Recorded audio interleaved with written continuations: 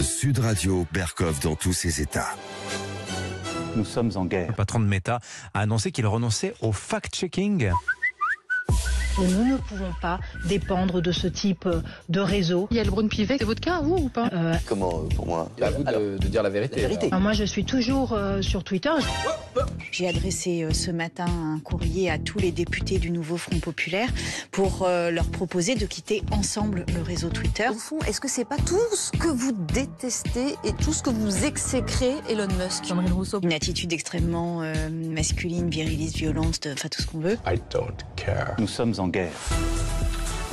Eh oui, n'est-ce pas tout ce que vous détestez, Elon Musk, X, et au nom de la démocratie, bien sûr qu'il faut interdire, d'ailleurs, pas seulement X, mais tous les réseaux sociaux, ces pelés, ces galeux, qui nous empêchent la vérité officielle, la seule vérité qui compte, le seul narratif qui compte, de faire son chemin, oui, car les Français, comme les autres, malheureusement, sont un peu crédules, un peu réfractaires et tout ça, ils acceptent un peu tout, donc il faut réguler.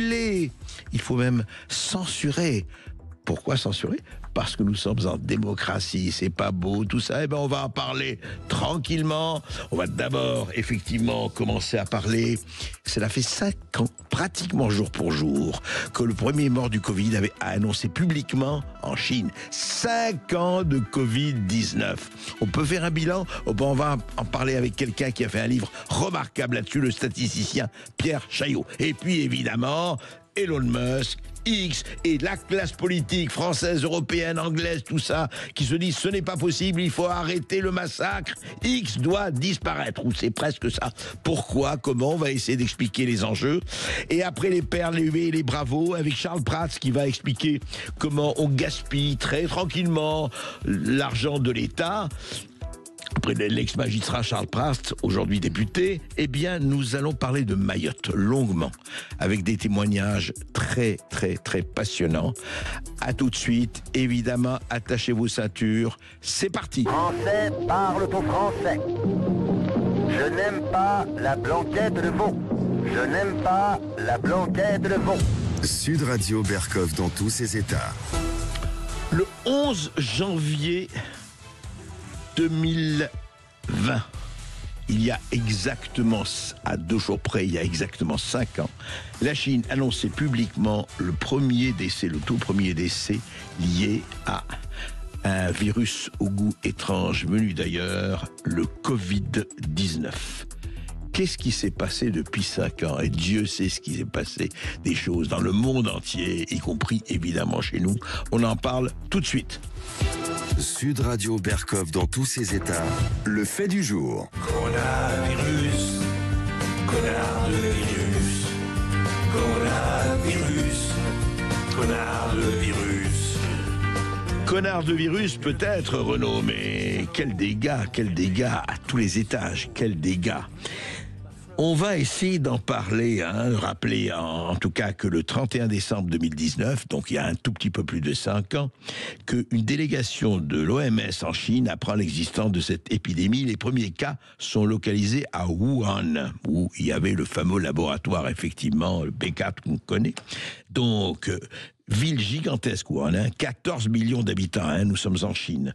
Donc, enquête, on a l'Institut de virologie, le marché Wuhan, et puis rappelez-vous, c'était les noces incongrues, inconvenantes d'une chauve-souris et d'un pangolin qui avaient tout déclenché, et puis après, on a dit, peut-être que ce serait une fuite de laboratoire. Non, c'est hautement improbable, et évidemment complotiste. Enfin, tout s'est développé, on connaît le reste, les vaccins qui arrivent, les statistiques, chez nous le soir, la liste des morts et des victimes, le virus considéré comme quelque chose de terrible, il y aurait des cinquantaines de millions de morts, et puis non, c'est pas ça, puisqu'on s'est bien battu grâce au vaccin, et puis les interrogations sur le vaccin, les interrogations sur les effets secondaires, etc.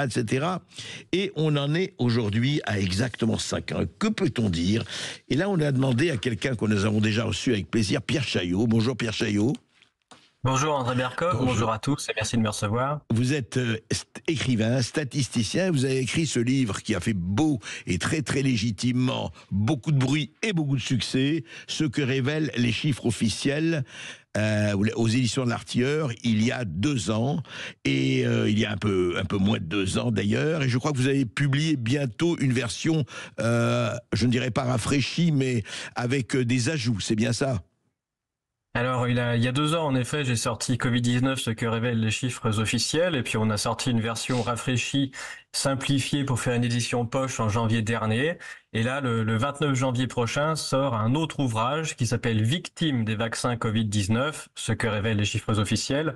Donc, on va dire qu'on parle toujours du Covid-19 sur la base des chiffres, mais cette fois-ci, on met en lumière un problème extrêmement spécifique, qui a été la vaccination de masse et des très nombreuses victimes.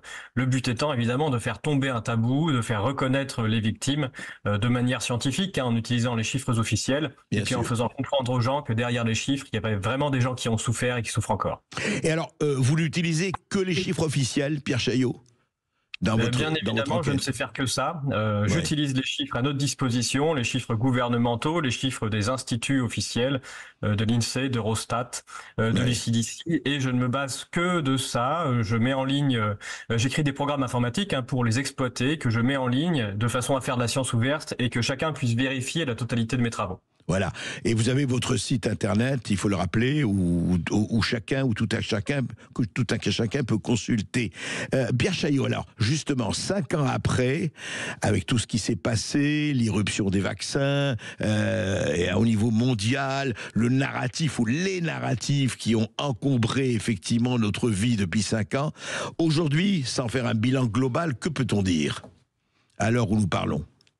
Ce que l'on peut dire, c'est que ce qu'on a vécu et un des bilans qu'on peut faire, c'est que tant qu'il n'y avait que la panique, qui a été initialement, je dirais, promue médiatiquement et politiquement, il y avait un narratif officiel qui s'est imposé sur lequel on n'avait pas le droit de sortir. Toute personne qui osait contredire la version des dites autorités sanitaires se voyait immédiatement bannie. Mis au rebut, que ce soit quel que soit son niveau, qu'on soit un simple citoyen qui se pose des questions, ou même des scientifiques reconnus, même qui avaient reçu des prix importants, des prix Nobel, etc. La situation aujourd'hui a changé de ce point de vue-là. On voit que on va dire l'omerta et les tabous se sont effrités, que la peur étant partie, il a été un peu plus facile de questionner l'ensemble des affirmations qui ont été faites depuis le départ, et qu'aujourd'hui on est presque revenu à un semblant de raison, c'est-à-dire être au moins capable un peu de débattre et de contredire la totalité des affirmations qui ont été faites. Et alors oui, allez-y. Eh bien, je pense que vous avez eu raison, André Berkoff, de démarrer par le début, puisque même de ce point de vue-là, il y a toujours de nombreuses questions qui se posent. Oui. Initialement, on a une histoire qui a démarré à Wuhan, vous l'avez dit, une ville de 14 millions d'habitants. Évidemment, c'est la Chine, donc il y a une pauvreté qui est d'un autre niveau que celle que l'on a en France. Il faut le rappeler. On est en plein hiver. L'hiver, c'est un moment où il y a plein d'infections respiratoires habituelles. On est à un moment de pic extrême de pollution. Et dans ce cadre idyllique, à l'époque, si on en revient au fait et au l'OMS, quand l'OMS dit attention, il y a une immense pandémie qui va arriver avec un virus, on parle de 44 malades. Il y a 44 malades initialement sur 14 millions d'habitants, alors qu'il fait froid, qu'il y a un pic de pollution énorme, et 44 malades qui toussent de manière bizarre. C'est la seule chose qu'on a. Et l'histoire démarre avec l'OMS et tout un tas d'instances et de laboratoires qui disent, du coup, c'est forcément un nouveau virus mortel qui arrive.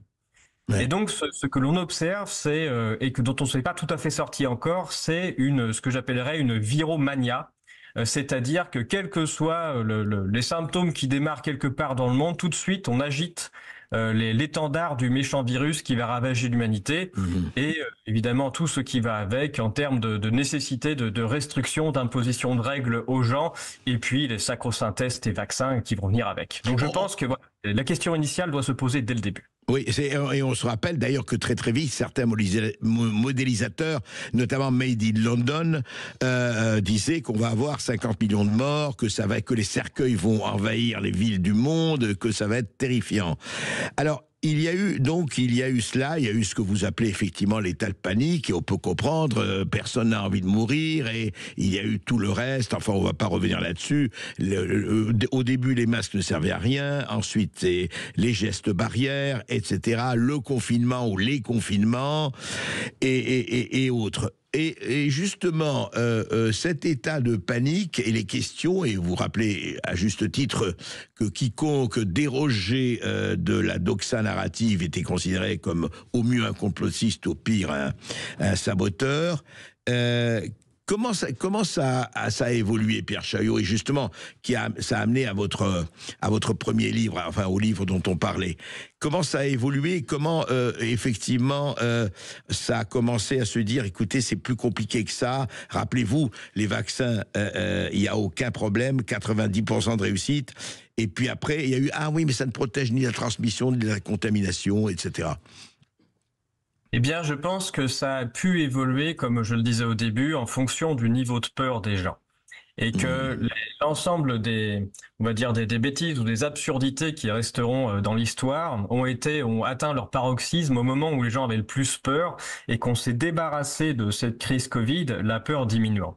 Vous l'avez dit au début, personne n'avait envie de mourir et tout le monde avait très peur de quelque chose qu'ils ne voyaient pas et qu'ils redoutait. Voilà, le méchant virus tueur qui allait ravager l'humanité. Ouais. Et ça, cette panique s'est instaurée sans rien au début, c'est-à-dire qu'il n'y avait pas la moindre trace qu'il se passait quelque chose. Il n'y avait aucune trace statistique, les gens ne voyaient pas mourir d'autres personnes dans la rue, comme ça a pu se dire au moment où on a imposé des règles fortes et le confinement.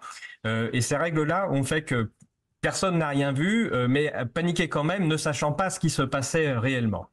Et cette panique-là, elle a fini par s'étioler au fur et à mesure que les gens ont commencé à ressortir, voir d'autres personnes, et puis se rendre compte que c'était pas non plus la folie qui était annoncée. Ouais.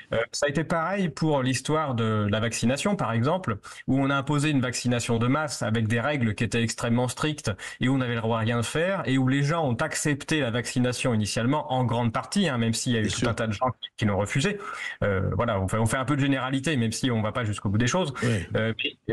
Au fur et à mesure qu'ont été imposées des règles de plus en plus strictes et qu'on a voulu imposer d'abord une 3e puis une 4e dose, etc., on a bien vu l'adhésion des gens liée à la peur d'ailleurs diminuer, que les gens n'avaient plus envie d'accepter ce genre de règles.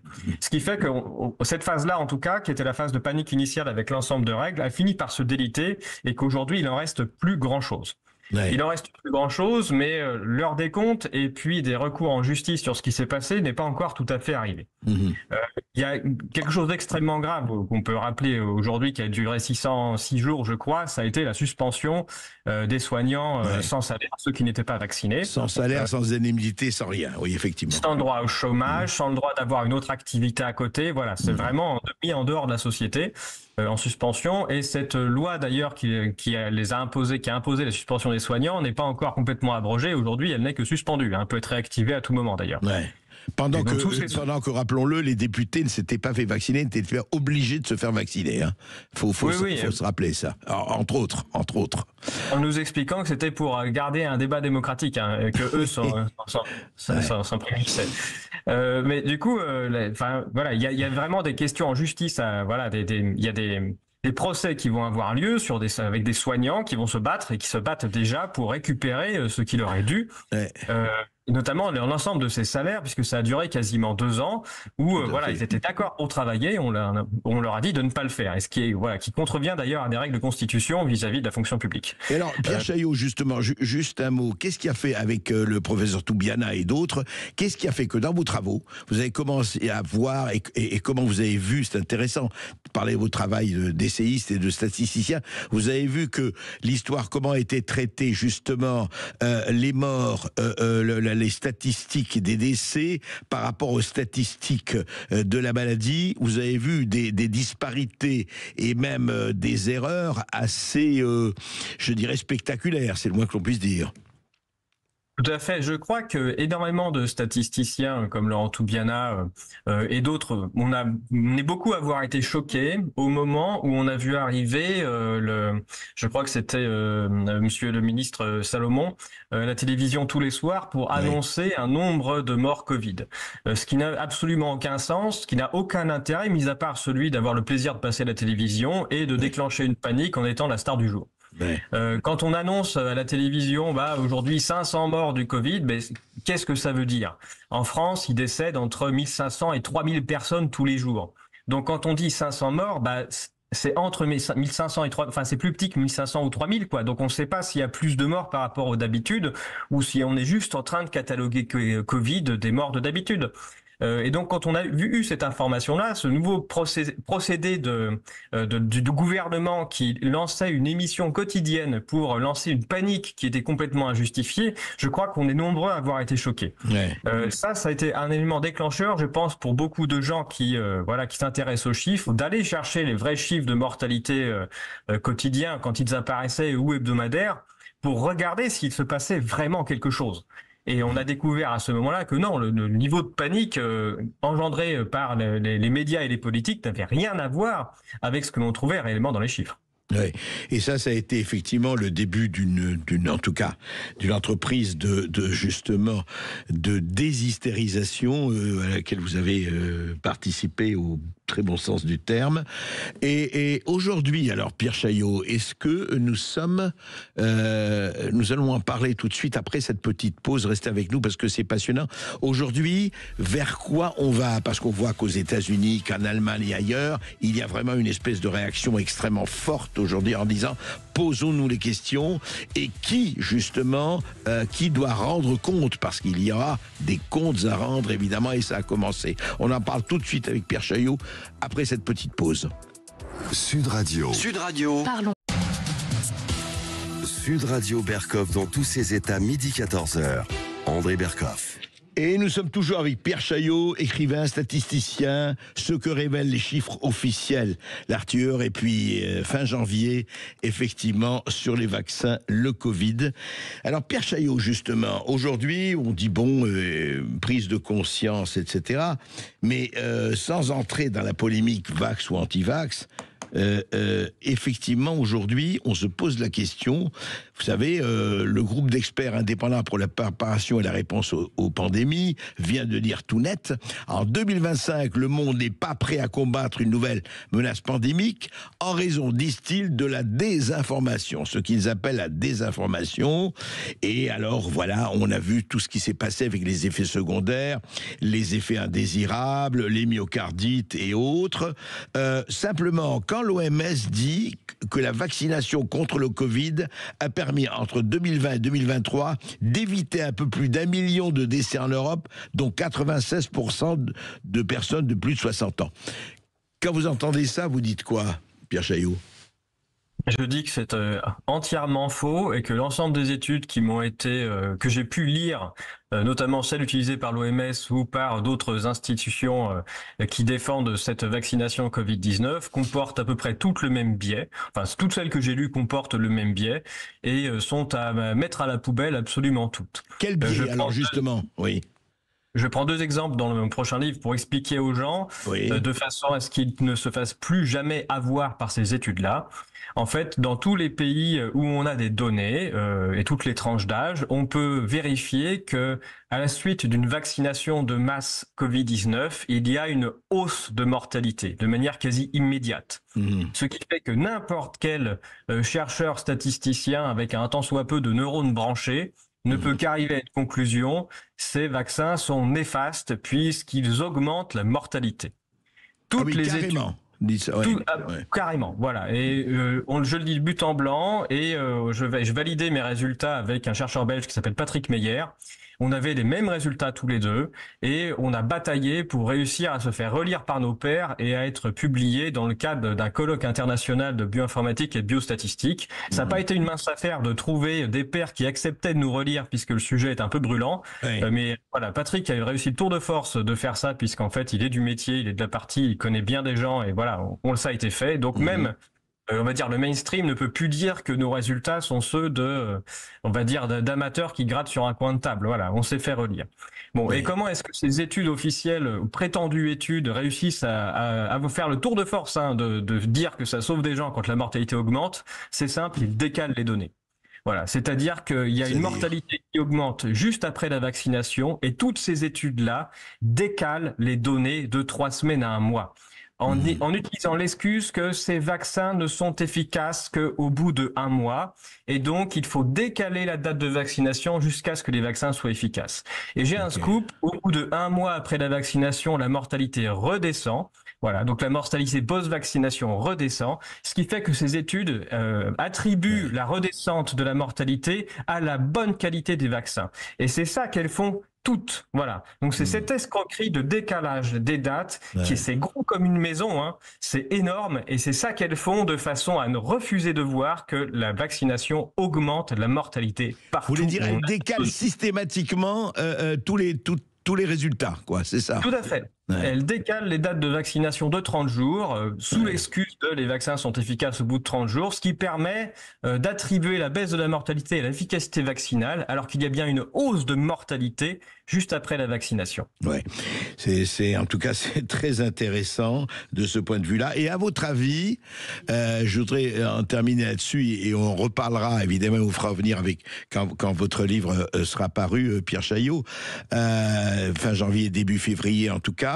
Mais savoir, est-ce qu'aujourd'hui, vous avez entendu comme moi, comme tout le monde, qu'il y a des procès, qu'il y a notamment aux États-Unis à l'égard d'Anthony Fauci, en Allemagne, en Angleterre et voire en France.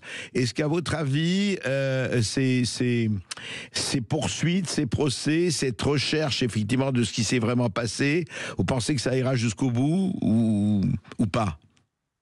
Seul l'avenir nous le dira. Il y a des pays comme le nôtre dans lesquels il est beaucoup plus difficile d'intenter un procès. Je pense qu'une des bonnes raisons, c'est que nous n'avons pas eu de changement politique. Voilà, que dans les pays où il y a des changements politiques profonds, évidemment, les nouveaux qui arrivent facilitent les choses pour accuser les anciens. Voilà, sans même dire qui a raison, hein. Mais au moins, c'est plus facile d'attaquer des gens qui ne sont plus en place que ceux qui détiennent le pouvoir actuellement. Point, tout ça. Bon, deuxième chose, je suis pas convaincu que les résultats de justice nous apprennent quoi que ce soit de manière scientifique sur ce qui s'est passé. Je pense que la plupart du temps, les résultats des procès ont plus à voir avec un ressenti ou la politique. Mais bon, c'est aussi l'objectif d'écrire des livres et de faire changer d'avis les gens, puisque bien souvent, le politique finit par suivre quand même l'opinion publique. Donc c'est pour ça que moi, je ne m'attelle pas à partir d'entrer en procès, mais je suis là pour expliquer des choses aux gens de façon à ce que l'opinion publique évolue et de façon à faire évoluer la totalité du système. Donc effectivement, ce que vous dites, et ce que vous dites dans votre prochain livre, ce que vous avez déjà dit, c'est que ces narratifs qui nous ont été assénés pendant 5 ans, ou presque, en tout cas 4 ans facile, ce sont des narratifs qui ont été entièrement fabriqués, dites-vous. Fabriqués, je ne sais pas si c'est par une personne ou c'est par un ensemble de systèmes, c'est-à-dire quels sont le résultat du niveau de croyance actuel des autorités qui sont persuadées que la prochaine pandémie mortelle est à venir. Elles nous font le coup de manière très régulière. Donc que ces gens-là soient persuadés et soient des millénaristes, ça c'est leur problème. Ce qu'il faut, c'est que les gens ne suivent pas. Voilà, qu'elles les laissent dans leur délire. Et qu'elles ne suivent pas les injonctions, qu'elles ne cèdent pas à la panique. Et c'est pour ça qu'il faut écrire des livres, continuer d'informer, de façon à se protéger collectivement d'une panique. Et en tout cas, avoir toujours question à tout et interroger. Et puis évidemment, lire. Merci Pierre Chaillot. Sud Radio, André Berkoff. Berkoff dans tous ses états, ça balance pas mal sur Sud Radio. Ma liberté, c'est toi qui m'as aidé à larguer les amarres, pour aller n'importe où, pour aller jusqu'au bout des chemins de fortune.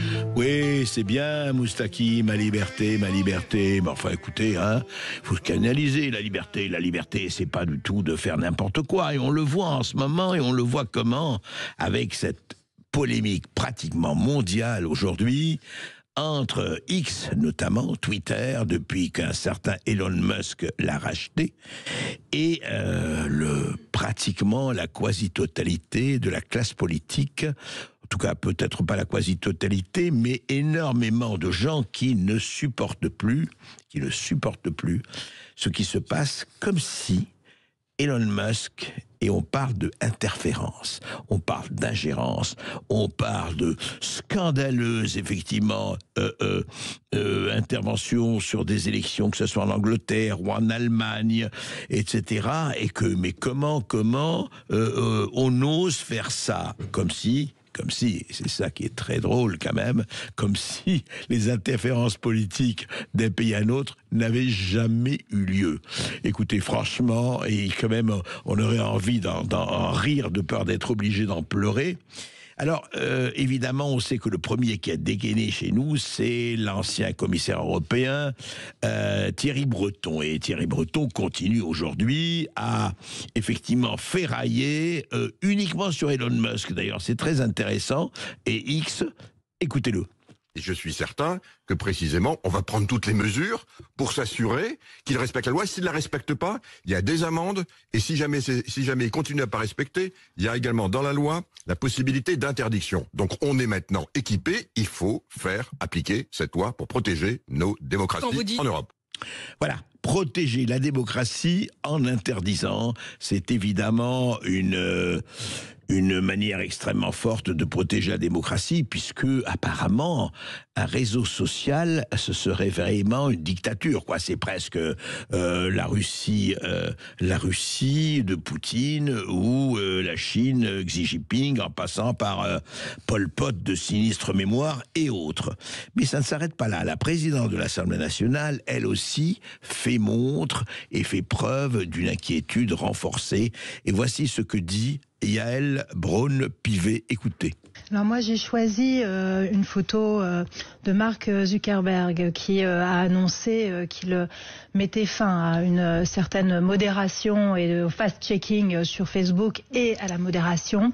Je trouve ça extrêmement inquiétant quand on sait l'importance que prennent aujourd'hui les réseaux sociaux, quels qu'ils soient, dans le débat public, l'influence qu'ils peuvent avoir sur la fabrique des opinions publiques, qu'il y ait cette libéralisation complètement folle sur ces réseaux est particulièrement inquiétante pour nos démocraties en elles-mêmes. Et donc, on sait que l'Europe est extrêmement vigilante, que nous avons adopté un certain nombre de législations et que ces décisions, pour le moment, ne s'appliqueront pas sur le territoire européen, mais aux États-Unis. Mais en même temps, c'est une vraie alerte. Voilà, une vraie alerte. C'est extrêmement dangereux pour nos démocraties.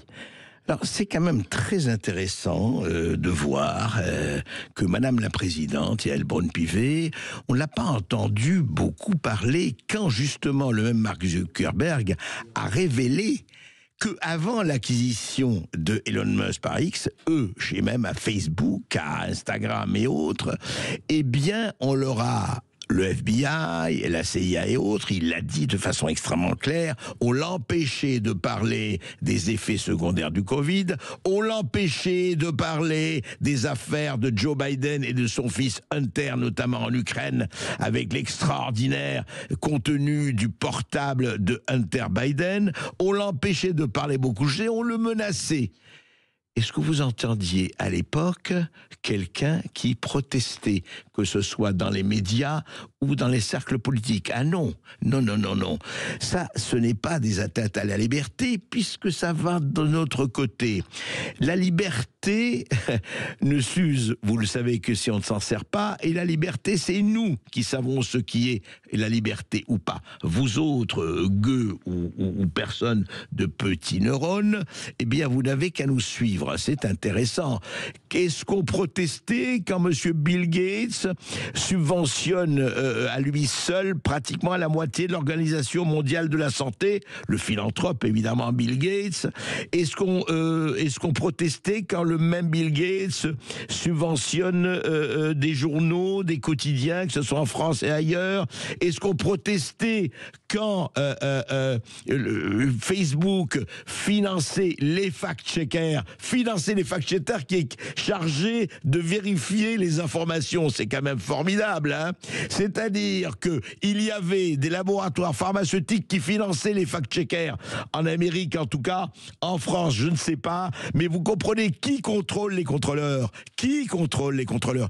Tout ça pour vous dire que, ah non, ça ne va pas. Cette liberté sans frontières, cette liberté pas régulée, Et on nous dit ça au nom de démocratie. Écoutez par exemple l'inénarrable, la magnifique Sandrine Rousseau. Je me faisais la réflexion en préparant cette interview. Finalement, au fond, est-ce que c'est pas tout ce que vous détestez et tout ce que vous exécrez Elon Musk ? Ah, je pense que si. Je pense que ça concentre à peu près toutes les critiques que je peux faire à l'organisation de ce monde. Mais là, il faut bien comprendre qu'au-delà d'une attitude extrêmement masculine, viriliste, violente, enfin tout ce qu'on veut, il y a quand même une mise en danger sérieuse et réelle, immédiate de nos démocraties. La question qui nous est posée est de savoir quelle sera la capacité de nos démocraties à résister à cela. C'est une espèce de crash test en direct. Et on l'a vu avec la Roumanie, c'est compliqué. Les réseaux sociaux ont un pouvoir, raison pour laquelle j'ai adressé ce matin un courrier à tous les députés du nouveau Front Populaire pour leur proposer de quitter ensemble le réseau Twitter pour faire une espèce de précédent mondial. Ce serait la première fois que cela se ferait. Voilà, ce n'est que la cinquième fois que l'excellente Sandrine Rousseau veut quitter X. Faut savoir si elle est suivie ou pas, parce qu'elle a quand même des followers, comme on dit. Hein. Voilà, c'est toujours pareil. C'est-à-dire que un milliardaire, un multimilliardaire rachète X et c'est la panique mondiale au pouvoir, quand d'autres milliardaires, et Dieu sait un peu partout, rachètent un certain nombre de journaux, de quotidiens, produisent un certain nombre d'émissions de télévision, mais qui vont dans le bon sens selon eux. Attention, pas un mot. Non, mais tout va très très très bien, hein, Madame la Marquise. Et quand on voit justement que l'excellente Marine Tondelier, même chose, Marine Tondelier de Europe Écologie Les Verts, qui dit mais c'est la souffrance, X, c'est pas possible. Il faut l'interdire. C'est ça qui est extraordinaire. Tout ça, ce sont des gens qui se disent progressiste, hein, eh bien, au nom du progrès, il faut l'interdire. C'est formidable, quoi. Et enfin, quelqu'un qui a vendu la mèche de manière formidable, c'est la ministre du numérique et de, justement, Madame Clara Chapaz. Elle a eu une expression qui dit tout. Écoutez. Des millions de Français se connectent tous les jours. Des outils qui nous permettent de nous assurer que les opinions, qui seraient de fausses opinions, peuvent être sorties de la plateforme, que les propos conventionnés peuvent être... Voilà, des fausses, elle a tout dit. Alors elle a dit non, je voulais pas dire ça, des fausses informations. Elle a dit des fausses opinions. Eh oui, auditeurs de Sud Radio, résistants de Sud Radio. Si vous avez une opinion qui n'est pas conforme, alors c'est une fausse opinion. C'est-à-dire que quand même tout ça traduit une chose extraordinaire chez ces soi-disant progressistes et dans le peuple, c'est qu'ils ne supportent pas.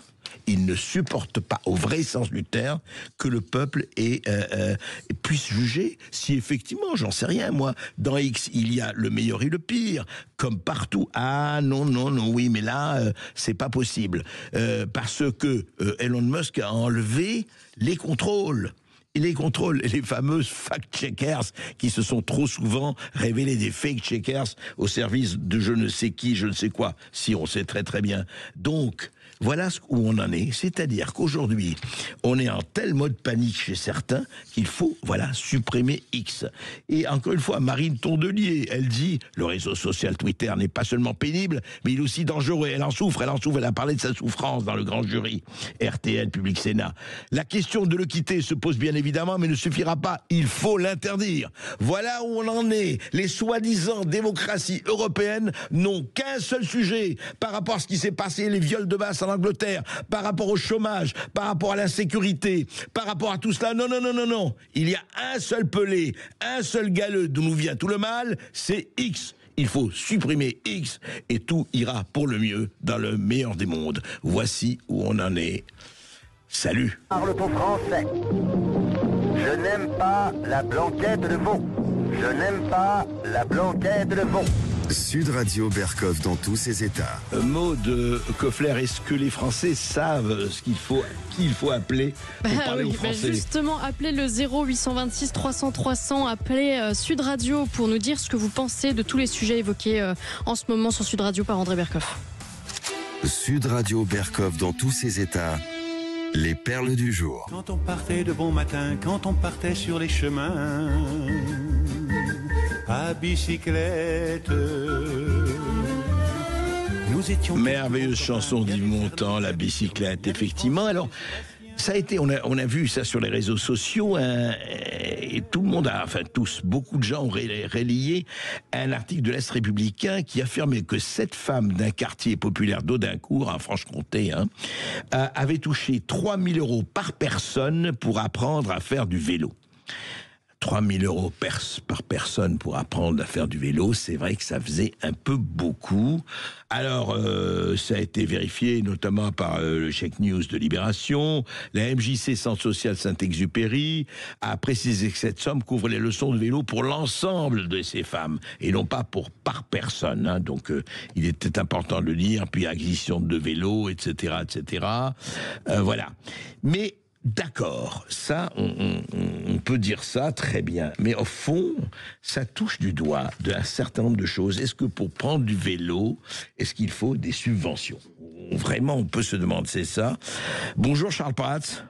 Bonjour André Berkoff. Bonjour et bonne année à vous. Meilleurs vœux. Vous êtes ex-magistrat de la délégation à la lutte contre la fraude fiscale, et on se rappelle vos 2 livres qui ont fait très légitimement beaucoup de bruit, le cartel des fraudes, 1 et 2, et vous êtes actuellement délégué national de l'UDR.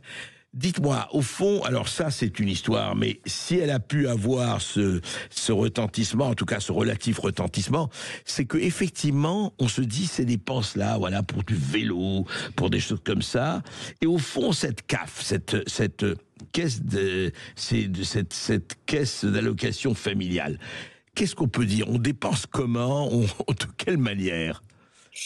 Écoutez, si on refait la petite histoire, effectivement, moi je l'ai relayé sur X, puisque je profite que X ne soit pas encore interdit pour pouvoir relayer des choses.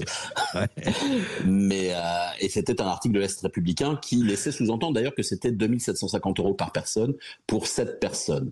Alors comme ça avait fait un peu de bruit, forcément, j'ai eu droit à mes amis de Libération, de Check News, qui sont venus dire non, Prats il raconte encore des bêtises.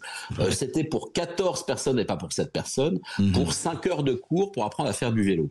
Alors quand vous savez que vous avez des tas d'associations où vous pouvez apprendre gratuitement à faire du vélo, ou alors éventuellement pour 5 ou 10 € l'heure de cours, 5 heures de cours à quasiment 3 000 € pour tout ça, ça fait quand même cher l'heure de cours. Hein.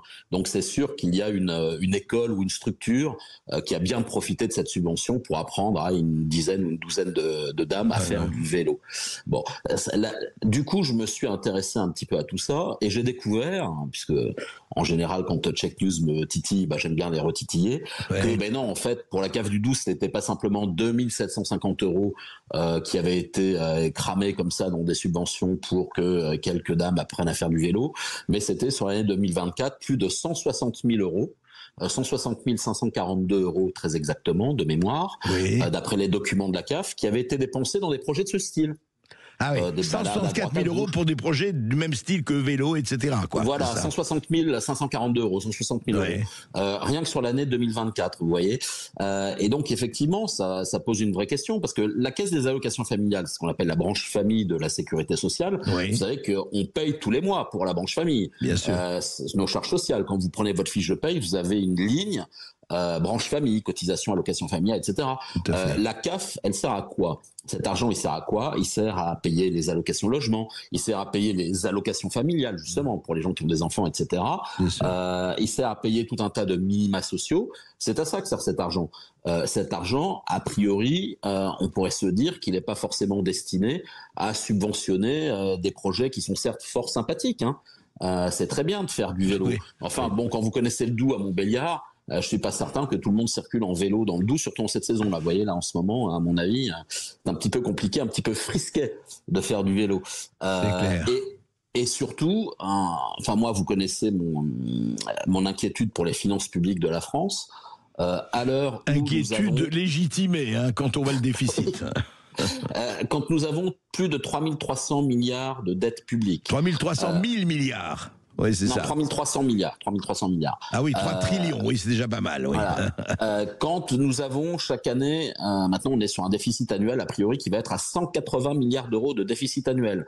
Quand la France va aller lever, là en 2025 sur les marchés, 350 milliards d'euros empruntés pour financer le déficit, la dette, etc., est-ce qu'on a les moyens, je pose la question, tout simplement, voilà, est-ce que nous avons les moyens de payer des cours de vélo aux petites dames de tel ou tel quartier, etc.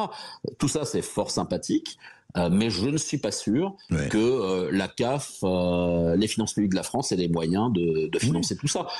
Et ça pose d'ailleurs la question des milliards de subventions qu'on crame, qu'on balance dans tous les sens pour des tas de choses. Je ne suis pas sûr qu'en 2025, vu l'état de nos finances, la France ait tout à fait les moyens de se permettre ça, alors que dans le même temps, on s'apprête à dérembourser des médicaments, à réduire les réductions des remboursements justement des médicaments pour la santé des Français, etc., etc. Je pense que ces 7 dames, 14 dames qui ont appris à faire du vélo, cet argent-là serait mieux employé pour rembourser leurs frais de santé mieux, plutôt que de leur apprendre à faire du vélo, ce qu'elles pouvaient faire de manière gratuite, tranquillement, quoi. Exactement, et ça existe aussi. Je crois qu'il faudra en parler. D'ailleurs, Charles Prats, on en reparlera, parce que cette histoire de gaspillage est devenue un sport national, quoi. Que dis-je, une institution nationale depuis d'ailleurs des décennies. Et c'est ainsi que votre fille est muette et endettée. Sud Radio Berkov dans tous ses états. Rêver et sourire et bailler et dormir.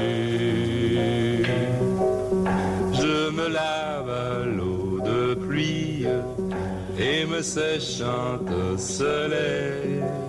Je rêve à ma tendre amie. Et y a vraiment rien de pareil. Ah, ça ne dira rien aux moins de 40 ans. Eddie Constantine ébailler et rêver, dormir. Il dit, moi je ne fais rien, je ne travaille pas, je n'occupe aucun emploi. Et il est certain que, et on le dit beaucoup, c'est que il y a un mouvement, il y a une tendance en France, ça a été relevé par tous les sociologues, sondologues et autres de notre cher et doux hexagone, c'est que beaucoup n'ont plus envie de travailler. Donc, vraiment, bon, allez, gagner un peu de fric, allons-y, le plus facile, le plus fort, et puis avec ça, on ira voyager, et puis dans 6 mois, on verra, et surtout, faut se mettre au chômage, parce que faut quand même toucher un peu d'argent, on n'est pas tous le RSA. Alors vous allez me dire, mais pourquoi vous me parlez de ça? Parce que je suis tombé sur les réseaux sociaux avec le conseil de quelqu'un qui se présente ancienne chef des ressources humaines. Je ne sais pas si c'est vrai ou pas, je ne sais pas si c'est une plaisanterie ou pas, mais honnêtement, elle donne des conseils très précis et vous allez voir, ça en dit long sur aujourd'hui un certain miroir de la France. Écoutez. 3 conseils pour te faire licencier de manière très efficace. Oui, ça peut paraître bizarre qu'une RH te donne des conseils pour te faire licencier, mais le problème de la rupture conventionnelle, c'est qu'elle est quasiment jamais acceptée, et sans ça, t'as pas de droit au chômage. Tu peux toujours tenter de négocier un licenciement, mais il y a peu de risques que ton entreprise puisse prendre justement le risque de te licencier de manière abusive. Premier conseil, ne respecte pas le temps de travail indiqué dans ton contrat de travail. Arrive en retard tous les matins. Tu prends des pauses de 2 heures, 2 heures et demie, tu traînes, tu descends tout le temps prendre des pauses à la machine à café, des pauses club si tu fumes. Bon, non, évite ce truc-là. Accumule les absences injustifiées. Tu prends tes jours et puis tu ne justifies tout simplement pas d'arrêt maladie, rien du tout. Deuxième conseil, fais preuve d'insuffisance professionnelle. Sois nul dans ce qu'on te demande. Travaille lentement, ne sois jamais aux attendus en fait, ne remplis plus tes objectifs. Et troisième conseil, arrête d'être professionnel. Sois le ou la relou par excellence. Sois ultra négatif. Quand ton manager te dit de faire quelque chose, fais complètement l'inverse. Crée des petites embrouilles comme ça dans ton équipe. C'est horrible, je me sens coupable de dire ça. Oui, un tips qui marche très bien, moque-toi de ton manager devant le reste de ton équipe. T'es sûr que ça va revenir aux oreilles de ton manager. Voilà, tu fais ça sur quelques mois et tu verras un jour que tu vas recevoir une convocation pour un entretien préalable au licenciement. Et là, tu sauras que tu as atteint ton objectif. Félicitations, tu vas avoir droit au chômage. Bon, évidemment, cette vidéo est un petit peu humoristique. Voilà, cette vidéo est un petit peu humoristique. Alors, j'espère que Maud, Manu, vous avez bien entendu ce qu'il faut faire, hein, Julien, pour se faire licencier et toucher le chômage. Alors, je vais vous dire, évidemment, c'est marrant, c'est humoristique, c'est drôle. Enfin, c'est drôle si on veut. Ne reste pas ton manager, accumule les absences, travaille. Et alors, tout ça, on peut se dire, mais enfin, c'est ridicule. C'est pas tellement ridicule. Parce que on sait aujourd'hui, pour avoir interrogé beaucoup de gens, qu'il y a des gens qui se disent, au fond, moi, ce qui m'intéresse, je vais prendre un boulot, et puis après, je vais me mettre au chômage. Évidemment, c'est assez lamentable, et ça en dit long sur un sentiment de démission qui s'est emparé d'un certain nombre de gens. Mais le fait que ça existe, et le fait que ça a un succès fou sur les réseaux sociaux, prouve quand même quelque chose. Il y a un miroir qui réfléchit, mais qui réfléchit pas très très bien, il faut le dire. Sud Radio Berkov dans tous ses états. Le face-à-face. Alors Mayotte, effectivement, on en parle et on en parle beaucoup et à juste titre, à divers étages, dans les divers domaines. Alors Mayotte, département de Mayotte, une collectivité territoriale unique d'outre-mer. On va pas rappeler l'histoire, mais enfin, il y avait donc une île située dans l'archipel des Comores. On va pas rappeler que 1848, l'île intègre la République française. Protectorat sur le reste de l'archipel des Comores en 1886. 1974, sur l'ensemble de l'archipel des Comores, la France organise un référendum pour que les populations de l'archipel décident d'une éventuelle indépendance. Mais les Mahorais ne votant qu'à 36,118% pour l'indépendance, l'État français décide finalement de considérer le résultat île par île. Second référendum en 76, Mayotte largement décide de demeurer française, au contraire des 3 îles qui formeront, elles, la République des Comores. 2009, Mayotte, je le rappelle parce que c'est important pour poser, la région de Mayotte devient département et région d'outre-mer, un DROM à assemblée délibérante unique, et voilà. Et on en est là, avec tout ce qui se passe avec l'immigration venant des Comores, avec effectivement le statut de Mayotte, avec les oppositions un peu partout. Patrice Magnuron, bonjour. Bonjour, monsieur Berkov. Vous êtes président de l'initiative pour la défense de la souveraineté française. Et vous avez une position parce qu'aujourd'hui, en fait, personne n'en parle ouvertement. Mais nous avons reçu aujourd'hui des auditeurs qui disent, bah, enfin, Mayotte, mais pourquoi on garde Mayotte? Regardez, tout le monde, tous les politiques y vont, de Marine Le Pen à Gérard Darmanin, la violence, on la connaît, la surpopulation, effectivement, parce que beaucoup de Comoriens viennent, et au nom du droit de sol, deviennent français en s'installant à Mayotte, qui est déjà, d'ailleurs, extrêmement en surpopulation. Donc certains disent, mais écoutez, Mayotte, pourquoi on garde ça? Qu'est-ce que c'est? Qu'est-ce que ça nous apporte? On dépense énormément d'argent là-dessus, et pourquoi faire? Et vous dites, attention, je rappelle, vous dites, attention, Mayotte, c'est quand même beaucoup plus important que Mayotte par rapport à l'espace et à la population. Expliquez-nous. Oui, complètement. Merci d'abord pour cette invitation. Au-delà bien sûr, de la tristesse, de la désolation consécutive au passage du cyclone et puis de tous les malheurs humains que cela a entraîné, moi, il y a une question qui vraiment me taraude, alors depuis un petit bout de temps déjà, mais surtout, bien sûr, depuis le passage du cyclone. C'est est-ce que, tout compte fait, la France métropolitaine a bien pris la mesure de tous les enjeux de son espace maritime? On répète de temps en temps que la France dispose du premier, voire du deuxième, ou l'inverse plutôt, du deuxième, voire du premier espace maritime mondial, avec à peu près, je crois, 10 millions de kilomètres carrés. C'est une réalité. Mais qu'est-ce qu'on en fait ? C'est souvent abordé. Alors qu'est-ce qu'on en fait justement? Vraiment, pratiquement aujourd'hui, qu'est-ce qu'on en fait? Je serais tenté de dire pas grand-chose. Regardez, quand on parle de la Guyane, on dit oh là là, les Guyanais. Ça rejoint un peu le billet qui précède notre intervention là sur le chômage, mais c'est en gros oh là là, ils foutent rien, c'est des feignants. Hein. Je grossis le trait, hein, mais c'est quand même ce qui ressort. C'est ce qui ressort d'ailleurs d'une façon générale dans les îles. Donc en définitive, c'est une population qu'on laisse de côté et qu'on entretient. Voilà. Ouais. Alors donc pour le Kidam métropolitain, c'est qu'est-ce qu'on s'embête avec ces gens-là? Ce sont des profiteurs. Alors, je vais peut-être en choquer quelques-uns, mais sur les aides sociales, Mayotte, je serais tenté de dire, touche moins, en tout cas par habitant, que le français métropolitain. Je crois que c'est évalué à peu près à 265 € par habitant. Le niveau de vie n'est pas le même, le pouvoir d'achat n'est pas le même. C'est vrai, mais quand on prend par contre la structure des revenus, cette remarque serait pertinente si, par exemple, on avait un montant d'aide sociale sur l'ensemble des revenus que touchent les Français métropolitains, mettons de 10%, et à Mayotte de 20%. Mais c'est pas le cas. En proportion de l'ensemble des revenus d'activité, c'est moins. Pareil pour les retraites. Donc en fait, et ça s'explique, il y a une explication à ça, mais si vous voulez, ils ne sont pas aussi profiteurs que ça. Quand même, faut recadrer un peu les choses. Non, simplement, la place de la France dans le monde, qui est une place importante, elle a tendance aujourd'hui à être grignotée par un ensemble d'États qui ne nous veulent pas que du bien. Oui, et c'est le moins qu'on puisse dire. Voilà. Si on regarde l'Afrique, si on regarde ailleurs... Ah bah oui, on se fait... pour parler vulgairement, on se fait quand même dégager d'un peu partout. Et c'est bien dommage parce qu'on a des vrais atouts. On a un atout culturel, on a l'atout de la langue, et puis là, c'est un atout de positionnement géopolitique qui est quand même très intéressant, y compris donc à Mayotte, puisque Mayotte, c'est le canal du Mozambique. Le canal du Mozambique, c'est à peu près 30% du commerce pétrolifère international qui passe là-bas, donc c'est quand même pas rien.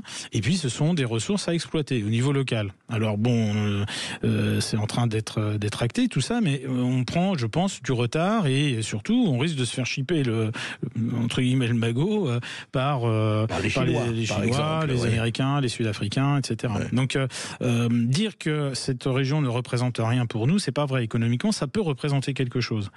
Ensuite, militairement, ça peut représenter quelque chose. C'est-à-dire que... ça veut dire quoi précisément? En quoi militairement ça peut représenter? Alors il se trouve que Mayotte dispose d'un espace naturel assez unique au monde, puisque c'est un des lagons, si ce n'est le lagon le plus profond. Et on pourrait tout à fait y installer une base navale, une base sous-marine. Qui n'existe pas pour le moment. Qui n'existe pas, et qui serait d'autant plus pertinente de l'installer à cet endroit-là que, pour la raison que je viens d'évoquer sur le commerce international, maritime international, on pourrait être amené à défendre en tout cas les côtes, à défendre ces navires. Voilà. D'accord. Donc il y a donc économique, militaire, puis après on peut développer l'île en elle-même. Des choses ont été faites par la France, il faut quand même pas tout jeter. Les pouvoirs. Oui, c'est-à-dire que suite au référendum que vous avez évoqué en 86, il y a eu un ensemble de dispositions qui ont été prises pour justement développer l'île.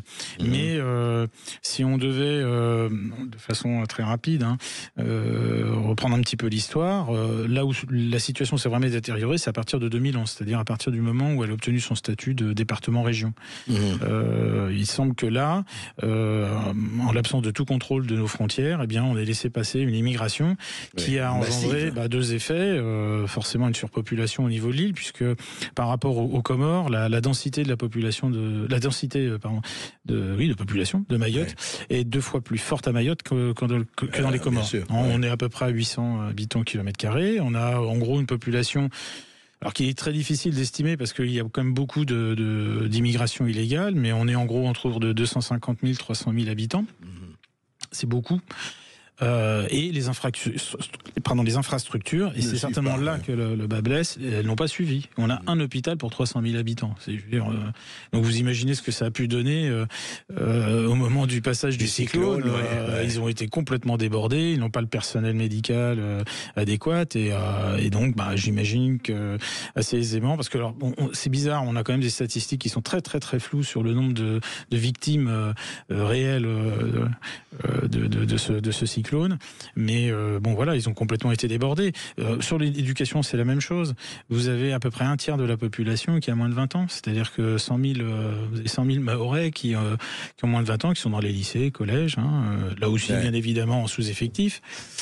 Et on assiste à un truc qui est assez étonnant, et c'est pour ça qu'on ne peut pas considérer que ça ne nous touche pas. C'est qu'on a une immigration illégale qui nous vient des Comores. Ça s'est estimé, je crois, à peu près à 30 000.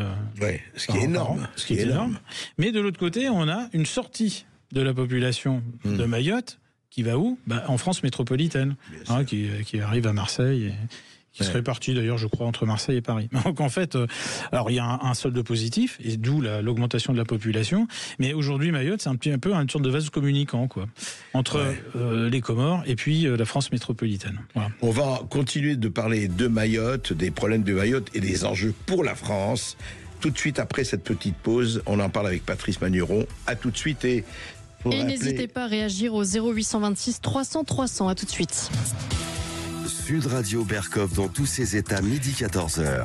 André Berkoff. Et beaucoup plus que moi, c'est Mayotte qui est un département dans tous ses états, département stratégique pour la France entre Afrique, Asie et Moyen-Orient, sur une route essentielle du commerce mondial.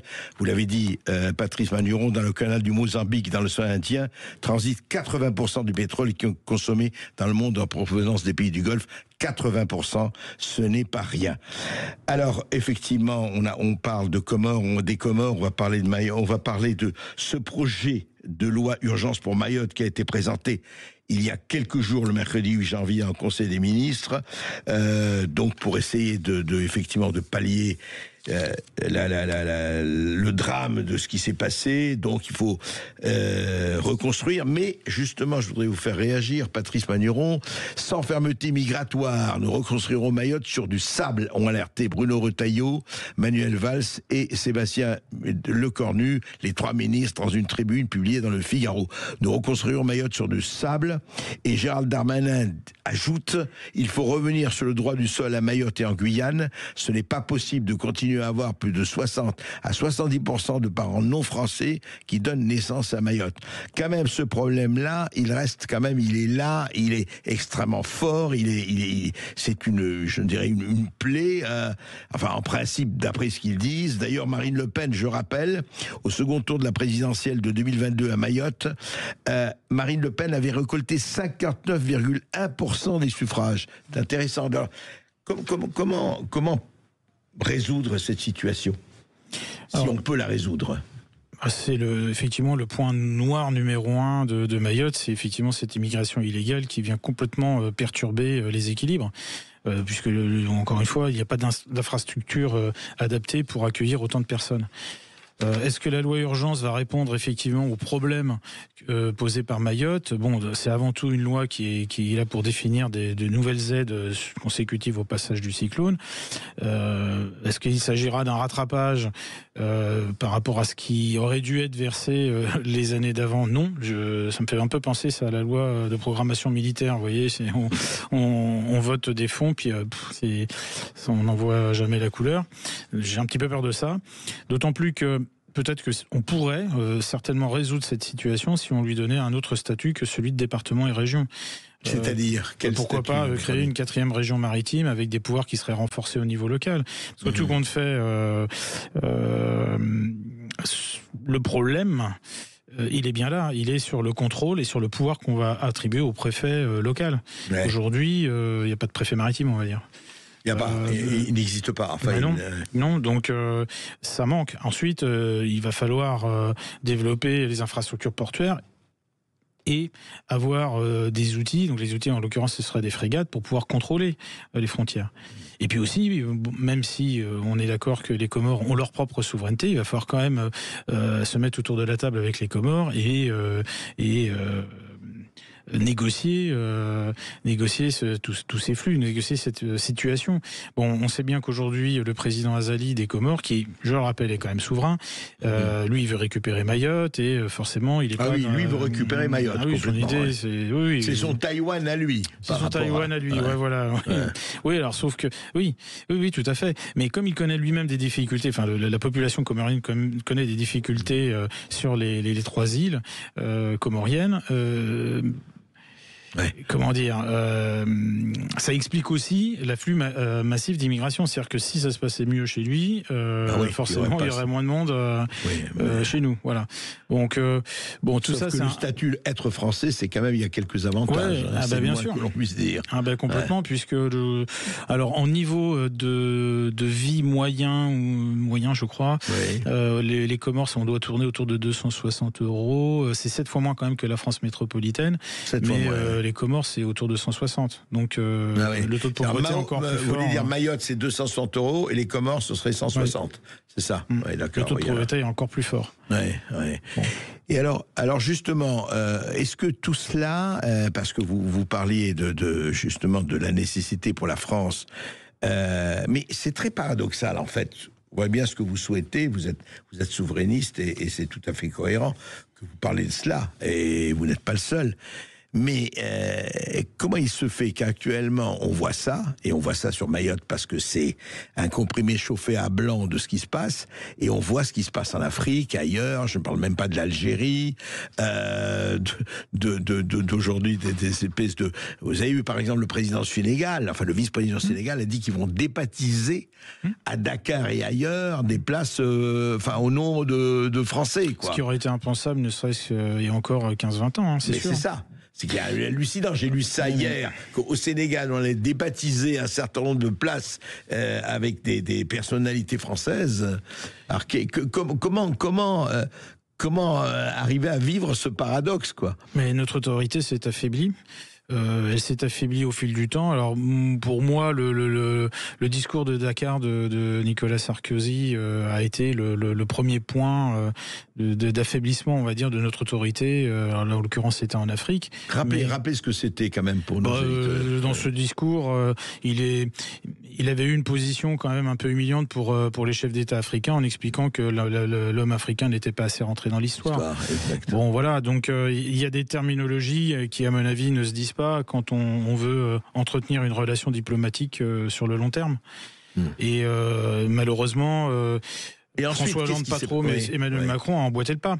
On a accumulé quand même les bourdes diplomatiques, et aujourd'hui la vision que ces pays-là ont de nous, c'est d'un pays affaibli, j'allais dire corrompu, qui a perdu le sens des valeurs, et ça ils ne le reconnaissent pas. Ils ont besoin, ce sont quand même des cultures qui ont besoin d'avoir en face d'eux du répondant. Or on ne leur donne pas ce répondant. Donc je dis puisque vous êtes trop mou, on va aller voir ailleurs. C'est très exactement ce qui se passe. C'est ça. C'est-à-dire, il y a une espèce je dirais, d'Indien Givaro, de rabotisation chez nous, c'est d'ailleurs étonnant parce que ça se passe assez. Moi, ce qui me frappe, c'est la vitesse avec laquelle ça se passe. Quand même. Alors, ça fait quelques années, d'accord, mais on ne voyait pas. Ça s'est accéléré. Arriver à ce stade, quoi. Ça s'est accéléré avec la présidence de Macron, c'est étonnant. Ça a été très très vite. Alors après, il y a des phénomènes exogènes comme le wokisme, toutes ces choses-là qui ont contribué en plus à nous rendre coupables. On a culpabilisé. Ça fait quand même un petit bout de temps qu'on culpabilise en permanence. On nous demande de culpabiliser en permanence. Donc c'est de la repentance. C'est on va dire, vous prenez le cas de l'Algérie. L'Algérie, c'est pareil, tout compte fait. S'ils avaient un homme fort en face, certainement qu'ils agiraient différemment. Mais là, dès qu'ils demandent, on accède à tout, y compris les choses les plus invraisemblables. Donc, on le voit aujourd'hui, enfin, ce qui se passe aujourd'hui. C'est-à-dire que, et plus on obtempère, et plus on cède, et plus ça va croissant, quoi. Exactement. Et pour revenir, alors justement, à cette position de la France, est-ce qu'aujourd'hui, par rapport à ce que vous disiez, par rapport à la position de Mayotte stratégique et la Guyane et autres, est-ce qu'on a encore, franchement, Patrice Magnon, est-ce qu'on a encore les moyens de contrecarrer, parce qu'on voit les appétits de la Chine, de l'Australie, de la Russie et autres. Évidemment, la nature ayant horreur du vide, s'il s'agit d'occuper le terrain, ils vont occuper le terrain. Ils le feront à notre place, ça c'est sûr. Alors moi, je pense qu'il faut certainement pas se retrancher derrière notre niveau d'endettement par rapport au PIB.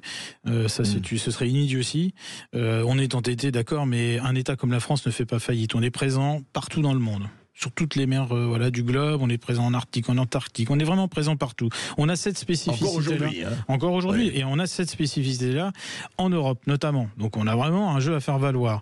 Donc ça, nous expliquer que sous prétexte qu'on serait trop endetté, on n'arriverait pas à créer les infrastructures, à investir suffisamment dans notre espace maritime, j'y crois pas du tout.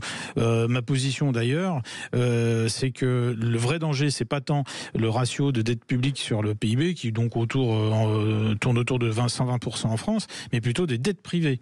Hein, on a quand même une spécificité française, on a quand même un ratio de 260%. Je sais pas si vous vous rendez compte. Sur la dette privée. Dette privée par rapport au PIB. Donc si demain ça doit... Qu'est-ce que vous appelez, pardon, la dette privée? Chez les ménages, les entreprises. Donc les entreprises, c'est quand même problématique, et on l'a vu l'année dernière. Je crois qu'il y a eu à peu près un petit peu moins de 70 000 défaillances d'entreprises. Hein, donc beaucoup sont liés à la phase Covid, où ces entreprises ont souscrit à des plans garantis par l'État et malheureusement n'ont pas été en mesure de les rembourser. Donc elles se sont retrouvées défaillantes. Mais ce sont les ménages aussi qui sont pour beaucoup en situation de surendettement. Et puis ce sont de collectivités locales. Donc là, il y a un vrai sujet, quand même. L'État, l'État a un endettement, mais alors, c'était encore d'autant moins problématique quand on était capable de battre monnaie nous-mêmes, ce qui n'est plus le cas, voilà, et quand nous étions propriétaires de notre dette. Or, aujourd'hui, sauf erreur, je crois que c'est 60%, c'est ça que de la dette appartient notre dette appartient à hauteur de 60% à l'étranger. Absolument. Donc là, il y a un vrai sujet. Oui, vous prenez le cas du Japon. Le Japon a un pourcentage de dette par rapport au PIB qui est très important, beaucoup plus important que le nôtre, mais la dette appartient aux Japonais. Donc ils sont quand même plus autonomes. On va continuer à parler de la dette française, de la liberté, de l'autonomie et de Mayotte. Après ceci.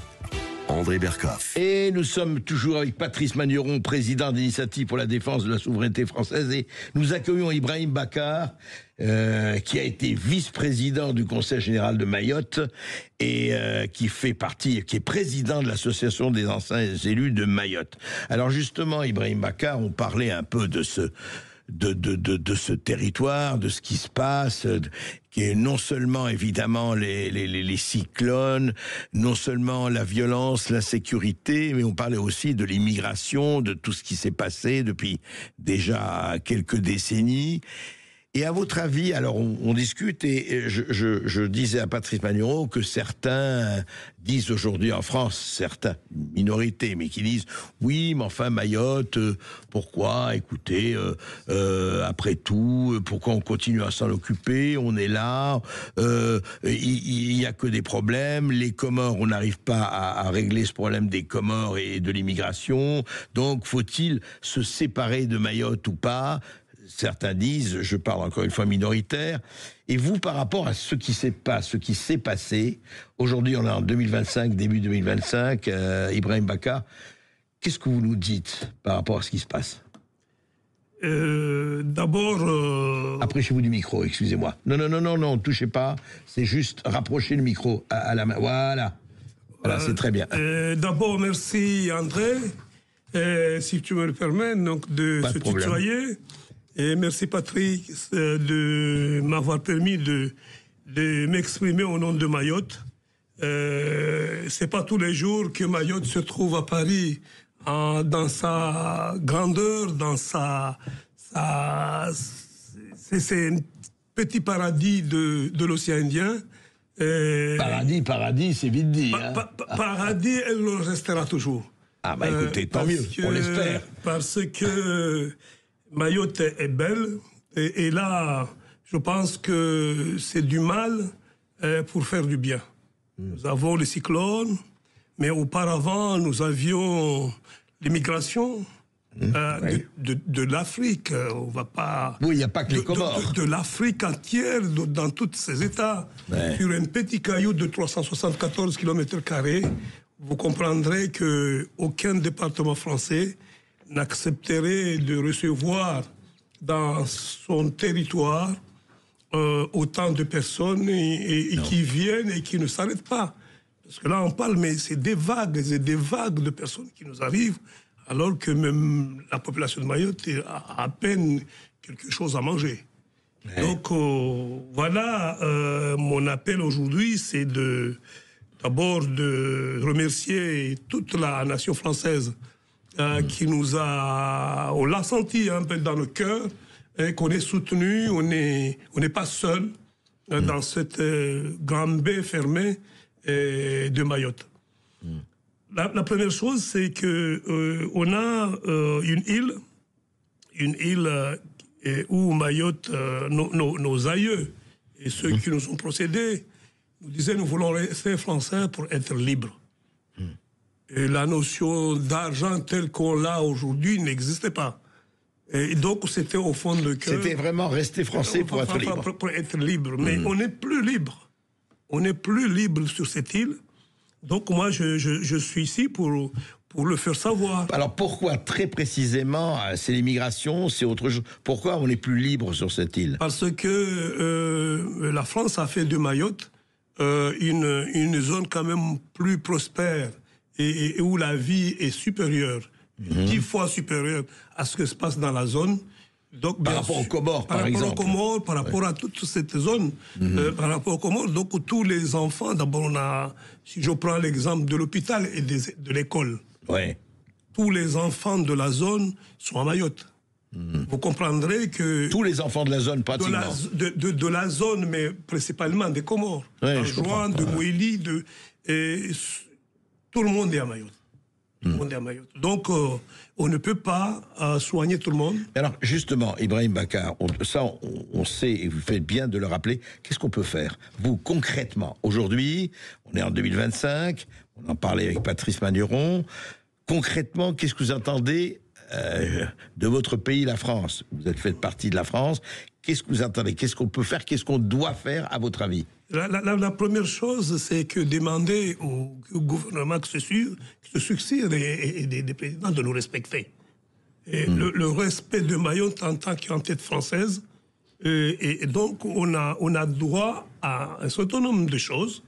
Et on a des devoirs aussi que nous voilà, il y a les droits et les devoirs. Absolument. Nous avons assumé, si je peux me le permettre de le dire, et à l'heure où je vous parle, Mayotte a assumé toute sa part de responsabilité. Et il demande qu'à être plus intégré pour qu'il n'y ait plus cette discussion de Mayotte gérée à part. D'accord, pardon. Moi, la question que je vous pose, vous venez de dire avec les Comores, avec ces vagues d'arrivées permanentes, etc. Comment on arrête? Comment on fait pour arrêter? Des solutions sont nombreuses, mais on n'est pas écouté. On a plusieurs solutions. Mais dites-nous concrètement, parce que tout le monde en parle, mais on ne voit pas ce qui se fait. Mais d'abord, imposer que ces pays-là gardent leurs problèmes. Leurs ressortissants chez eux. Mais on a l'impression que les ventes sont ouvertes, et les gens rentrent comme ils sortent, et c'est la France qui paye. Oui, et la France paye très cher. On envoie quelqu'un le matin, et à midi, il est déjà à Mayotte. Et parce qu'on n'a aucune barrière. Darmanin nous avait parlé d'une barrière métallique. Oui. On attend toujours. Ouais. On attend toujours. Aujourd'hui, il n'y a aucune barrière. On nous disait, et quelques bateaux qui empêchaient une partie d'arriver à Mas, le cyclone Chido a tout cassé. Ouais. Et là, à l'heure où on me parle, rien n'empêche les Kwassa, comme on dit chez nous, de débarquer à Mayotte. Les Kwassa, les ressortissants des Comores, on appelle, oui. Rien, pas un bateau. Vous voulez dire, c'est open bar, c'est maison ouverte, pas de problème. Pas de bateau, pas d'avion, pas de... tout est cassé par le cyclone. Les peu qu'on a mis à disposition à Mayotte pour réguler une partie des problèmes et disparaître. On me dit là actuellement, tous les jours, il y a une vingtaine, une trentaine, les gens rentrent comme ils veulent. Alors, les solutions ne sont pas certainement dans les mains des Maoris, parce que les Maoris, dans un temps, c'est pas ce qu'on souhaite, mais parce qu'on est des gens civilisés, on est un monde de marché, on ne va pas sortir les gens par les manchettes comme on nous attaque actuellement. Vous n'allez pas sortir les machettes pour les faire partir, quoi. Mais on a eu des périodes où ce qu'on appelle les femmes de Mayotte ont ce qu'on appelle les châtueuses. Les châtueuses. Les châtueuses de Mayotte. Les châtueuses. Les châtueuses, c'était la bataille des femmes. Mayotte, c'est une île de femmes. C'est la femme qui dirige les choses, qui dirige, même s'il n'est pas au pouvoir. Mais on chatouillait, et les anciens responsables politiques, quand ils venaient à Mayotte, nous emmerdaient, on les chatouillait parce que la loi nous demandait de ne pas laisser de traces de violence dans les corps des gens. Écoutez, juste un mot avant la pause, et puis je redonne la parole à Patrice Magneron. On les chatouillait comment? mais c'est ce qu'on appelle les gli-gli. On les prenait en sandwich par 5-6 femmes. Écoutez, on rigolait, ils commençaient à rigoler tout doucement, mais à la fin, on peut être étouffé. Eh bien, mesdames, pour vous défendre, chatouillez. Vous voyez, voilà, le Mayotte a inventé un système d'autodéfense qui est intéressant. On va tout de suite continuer à parler de Mayotte, général, avec Ibrahim Macar et Patrice Magnuron. À tout de suite. Et n'oubliez pas de réagir en appelant le 0826 300 300. À tout de suite après la pub.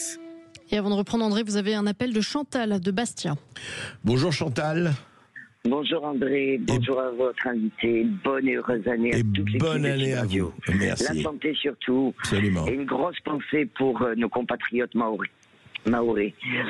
Alors écoutez, je pense que c'est quand même dramatique quand on a un président de la République qui dit que la Guyane est une île, que notre Premier ministre dit qu'il ne peut pas quitter le territoire national en parlant de Mayotte. Bon, enfin, moi je pense que on a laissé toutes ces populations en très grande souffrance, alors qu'on dépense de l'argent à gogo, notre argent quand même. Comment vous trouvez qu'il ne faut pas aider la Chine ? 145 millions, la Chine, un pays en sous-développement. Les premiers dans l'économie mondiale. Donc, je crois qu'il est temps. Il faut quand même savoir que on parle beaucoup de Mayotte aujourd'hui, mais bon, avant ça, ils n'ont pas d'eau potable, comme la Réunion d'ailleurs. Hein. On parle jamais de Saint-Martin, de Saint-Barthélemy. Saint-Barthélemy, ça se passe pas mal. Hein. Oui, Saint-Martin, un peu moins, je peux vous le dire. J'ai des contacts là-bas.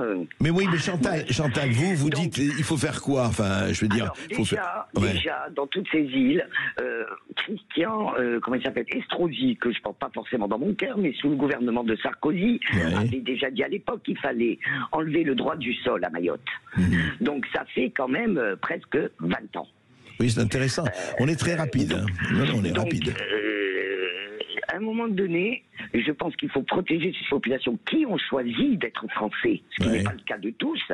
Eux, ils l'ont choisi en 76. Et maintenant, il y a quelques Français, heureusement minoritaires, qui disent « Bon, qu'est-ce qu'on s'emmerde avec Mayotte ?»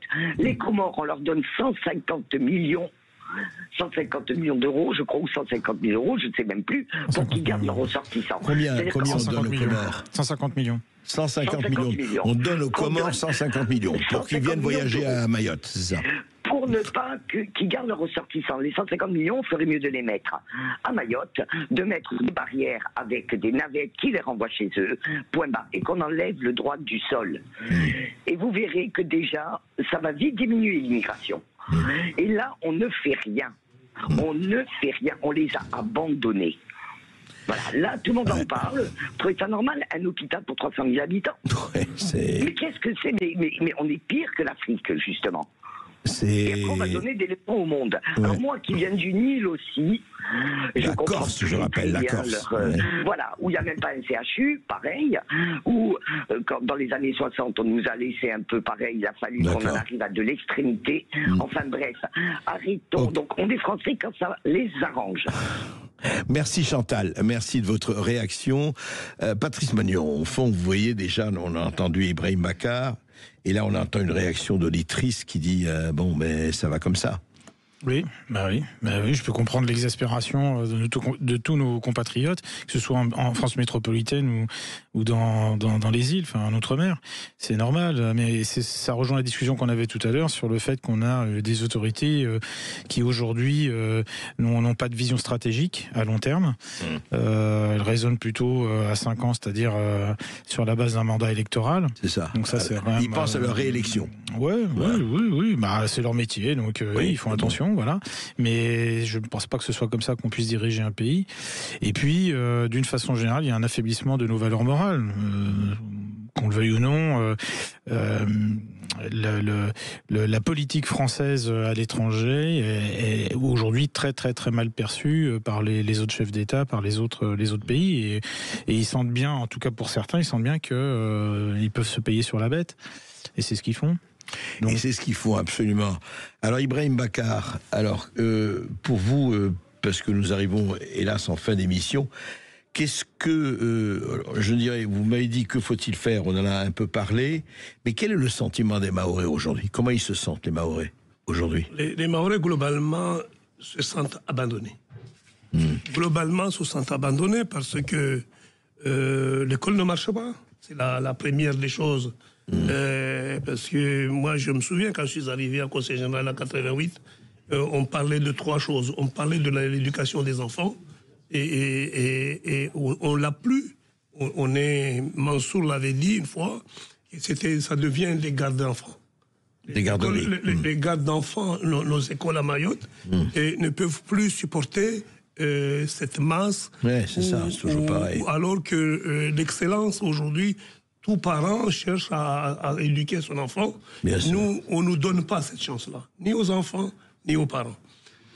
On n'a pas la possibilité de se soigner correctement. Et ça, c'est la deuxième chose qu'on a parlé depuis 88.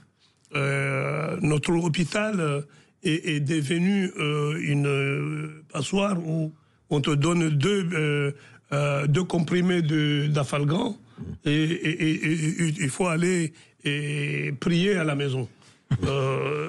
Donc, ça, c'est pour vous donner que cette partie-là. Donc, on met rien, depuis le départ de Chirac, qui nous avait fait je tiens à le rendre hommage, qui nous a fait une belle convention en 86, où il a voulu sortir Mayotte de l'état de pays complètement sous-développé à un état qui vers un état moderne.